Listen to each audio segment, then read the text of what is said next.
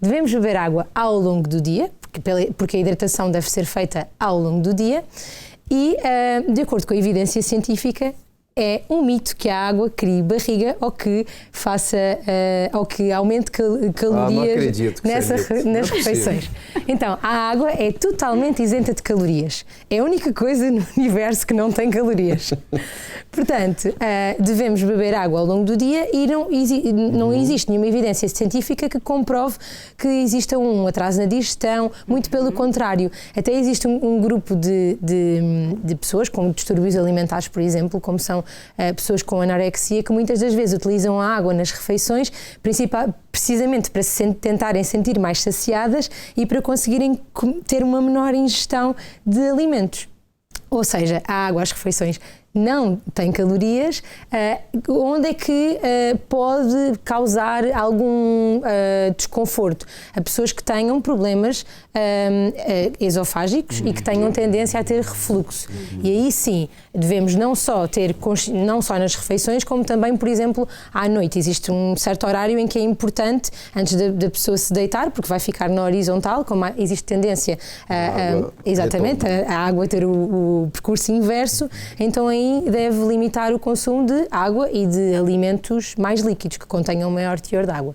Aquela questão, por exemplo, a gente vê isso muito nos ginásios, nas academias, né? Pessoal com águas energéticas, águas alteradas, misturadas ali. Tem algum... O que você fala sobre isso? Ou é importante beber?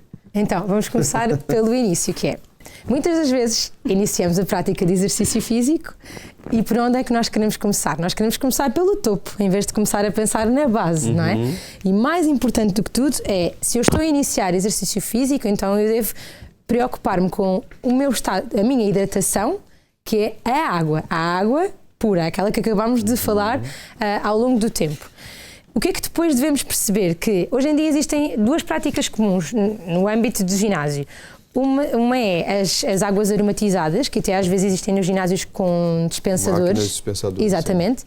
E essas águas muitas das vezes estão aromatizadas com adoçantes e com algum sódio. E pronto, neste caso, acabam por, muitas das vezes, a prática de exercício físico que a pessoa faz, que são 20 minutos, 30 minutos, não justifica a introdução desse tipo de águas. Contudo, se as pessoas não tiverem o hábito de beber simplesmente água, obviamente pode ser uma forma de conseguirmos alguma hidratação. As bebidas energéticas, elas podem fazer sentido em alguns contextos, como por exemplo atletas, e principalmente se forem exercícios ao ar livre, não é? Em que nós temos muitas perdas de água na prática de exercício físico, através da transpiração. E essas bebidas energéticas muitas das vezes têm açúcar na forma de destrose, por exemplo, e têm também sais minerais. Existem também muitas perdas de sais minerais. Então, se a prática de exercício for feita em condições atmosféricas mais elevadas, ou seja, com mais calor, a partir de 1 hora de exercício físico, pode ser interessante introduzirmos essas bebidas energéticas. Funciona como uma suplementação, né? É uma suplementação, okay. Na verdade é uma suplementação. Ainda assim, para a maioria do comum dos mortais, cuja prática de atividade física não é intensa, é raro. O importante é beber água. Beber água. Até para educar o paladar.